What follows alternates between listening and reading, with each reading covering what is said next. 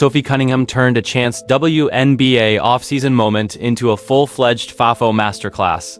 And Jacy Sheldon was completely devastated. Not in a TikTok reel sort of way, but rather in a "you probably shouldn't have messed with me" in Caitlin Clark type of manner. This was not subtle. It was not whispered in a tunnel or dismissed with a PR-friendly shrug. Sophie displayed it on the court in front of supporters, and then permanently inked it. So the true question is straightforward. How much do you adore Sophie? Let me know in the comments section below, since she's precisely the enforcer Caitlin needs on her side. Sophie Cunningham owned Jacy Sheldon from the same game that Marina Mabrey did the massive body slam into Caitlin Clark on. She still owns Jacy. She still owns Jacy Sheldon. And what's great is she's got a great sense of humor about it, and she's not shy about it. I mean, what are they going to do? Let us quit pretending here.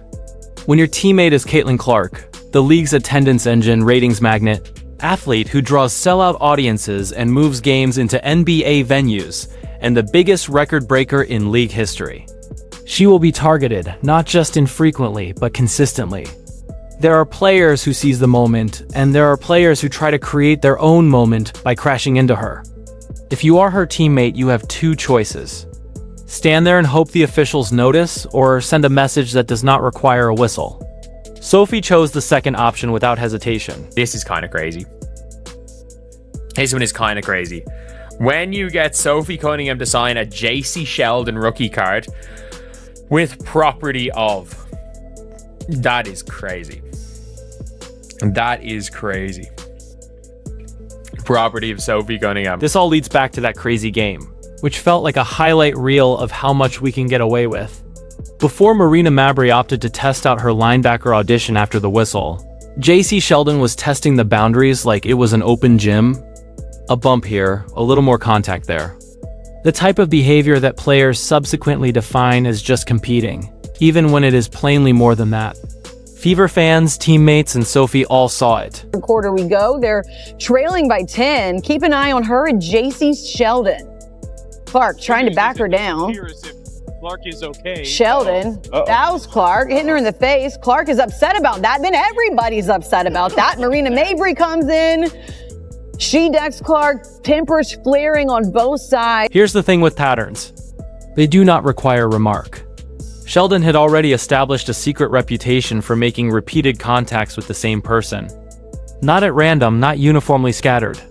It was Clark again. Sophie did not hunt for a complaint form after Sheldon added another unneeded nudge to the list. She filed it mentally. Later in the game, Cunningham issued a hard and controlled admonition. Not nasty, not reckless, just physical enough to say, "We noticed. Make adjustments accordingly." Sophie commits a hard foul on Jacy Sheldon. Again, as Jacy Sheldon is going up for a layup, Sophie bear hugs her and takes her to the ground. What I will say is Sophie did not grab her and throw her to the ground. She didn't body slam her. She didn't do anything, in my personal opinion. Maybe I'm biased here, but I'm gonna give you guys my straight up honest opinion on this. She bear hugged her, took her to the ground. Yes, it was intentional. It was absolutely intentional. It was basketball justice. The kind that neither escalates nor ignores. A crisp hit in the flow of the game, yet with intention. The message was not shouted. It was communicated by contact and eye contact. For most gamers, that would have been the end of the story. But Sophie wasn't finished. Fast ahead to a heated fan event. There are no game clocks or referees, just tables, Sharpies, and spectators lined up for signatures. Sophie is in full community mode, smiling, joking, and signing whatever is pushed across the table. That's when a fan takes out a Jacy Sheldon rookie card and requests a signature. Not just a name, but a message. She's the problem.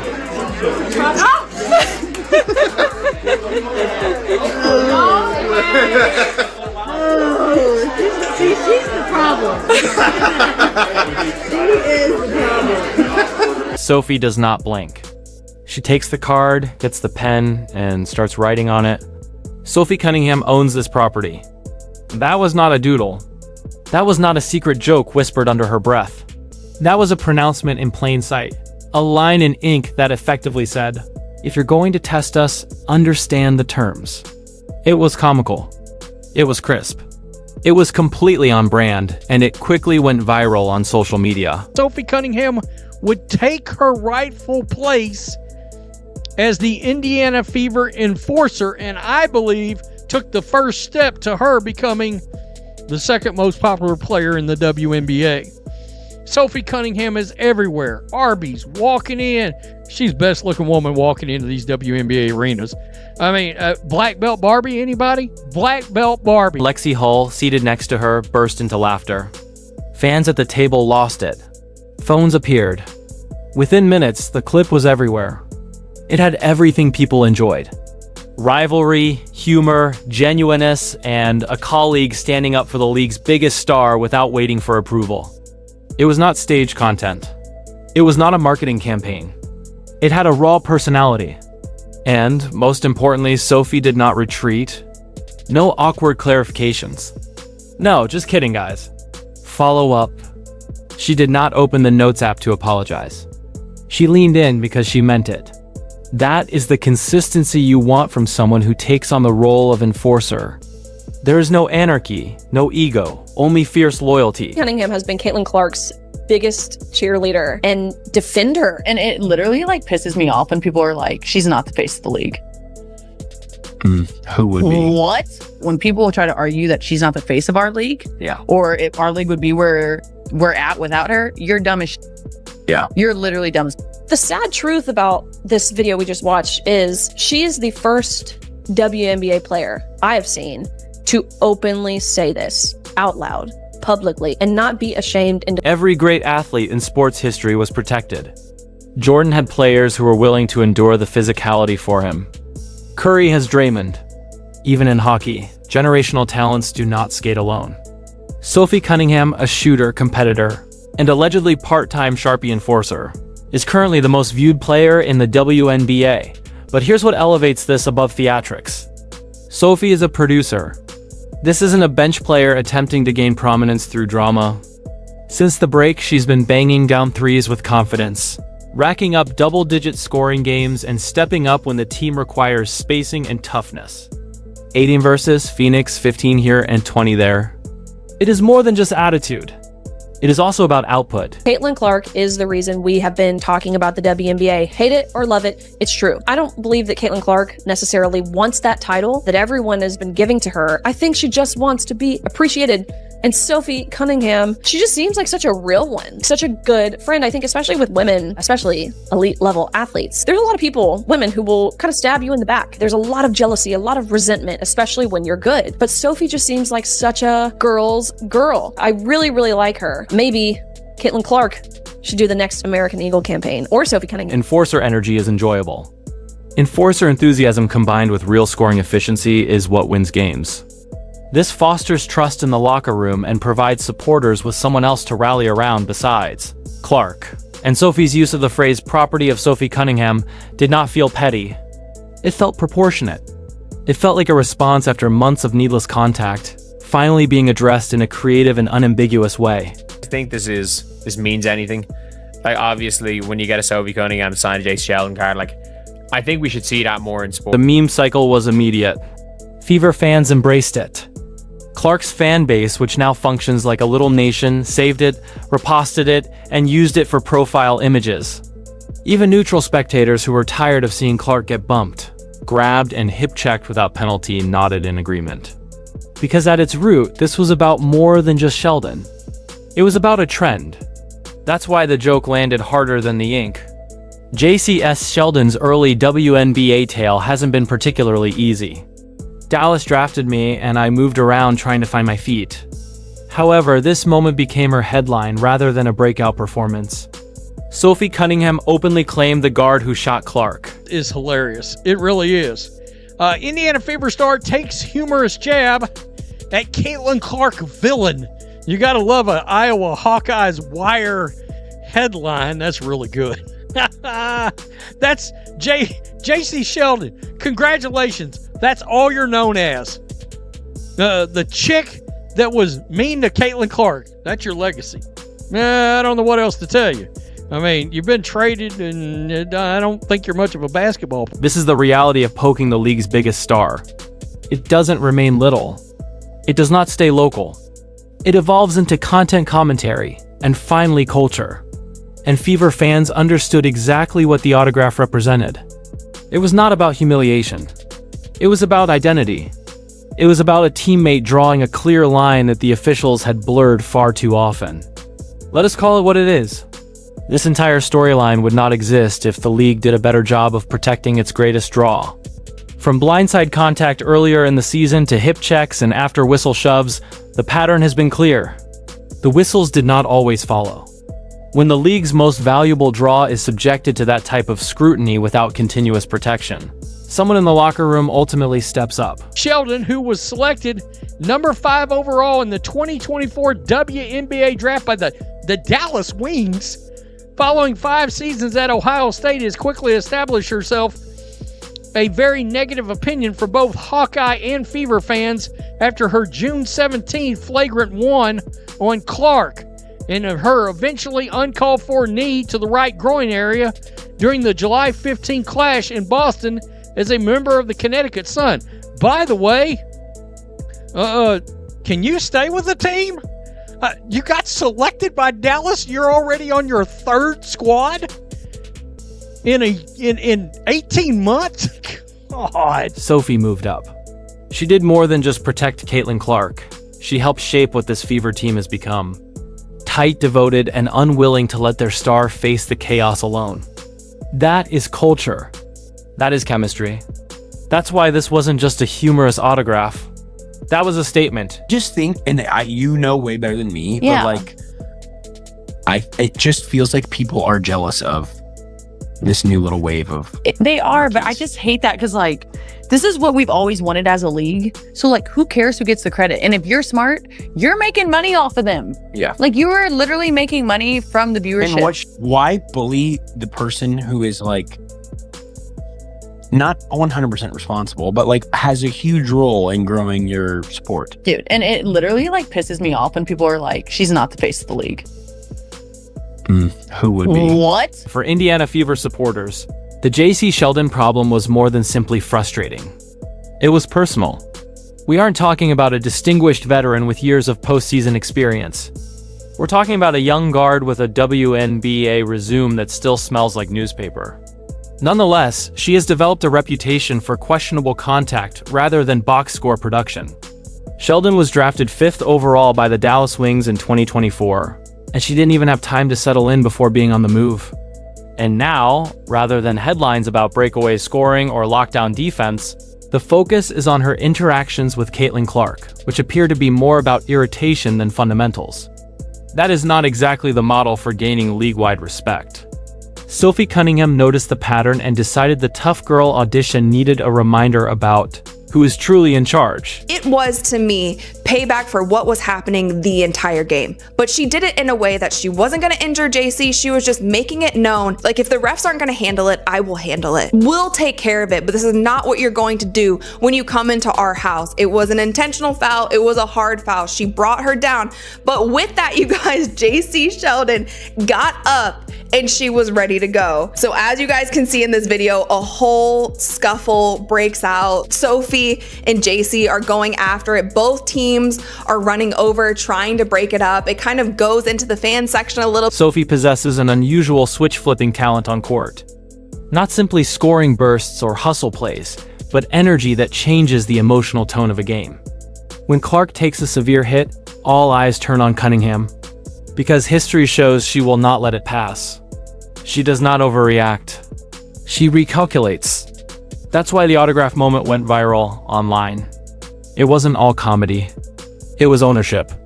When she wrote "Property of Sophie Cunningham," she didn't use random ink. It was a signal. This is my defense territory. And if you're going to test it, make sure you know who you're testing. There was less trash talking and more territorial flag planting. Oh, in the first half, the refs didn't call. Someone should have been thrown out, and the refs did not call it. Correct. I remember that. They didn't, and so I was like, all right, She got full body chested. Dude, by 3 people. Yeah. 2 people. They're like, oh, it's fine. I'm like, if that was anyone else, I would have been booted out of the game. I know that for sure. I'm a little sassy, but like, so are they. Your leash is shorter though, because they know. Literally, I don't even have a leash. I just have a freaking collar and a hand on it. Anyway, so there was like 45 seconds left. The girl stole the ball and I was running back and I was like, we're up. I don't need to foul. And I was like, just let her go. And I was like, all right, like, who cares?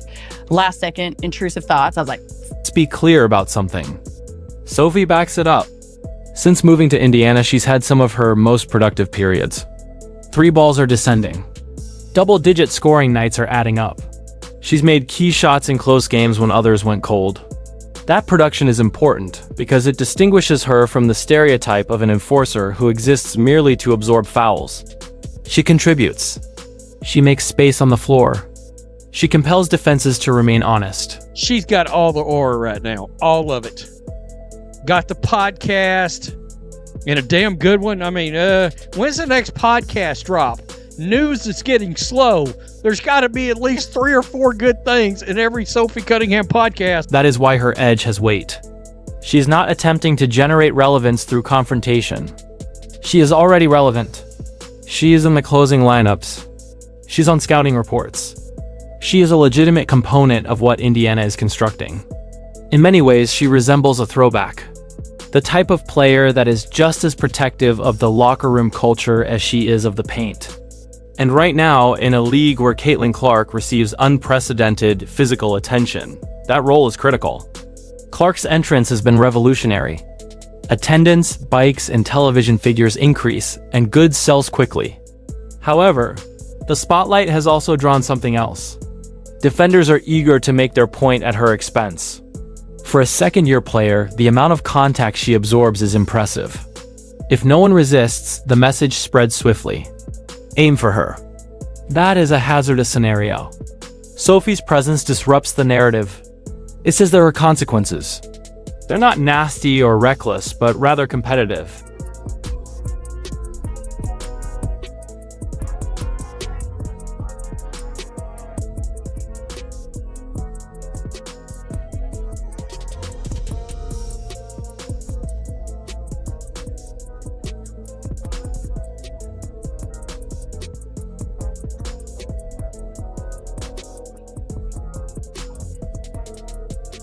Fans have accepted it totally.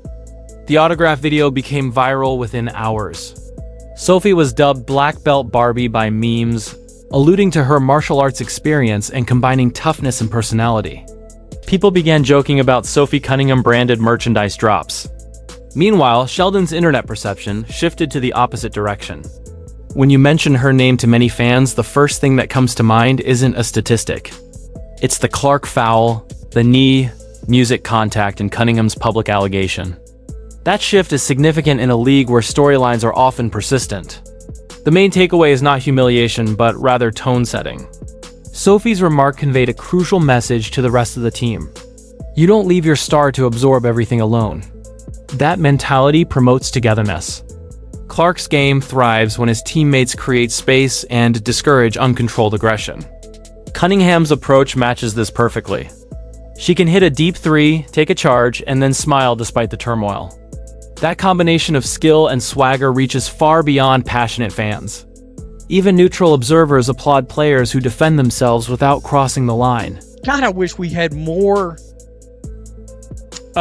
teammates, or I wish more teammates of Caitlin Clark would get this fired up when their transcendent superstar, who's now hurt and has missed half the games this year, has been the target, that some of the other players would get a little bit aggressive on behalf of Caitlin Clark. Get in between something.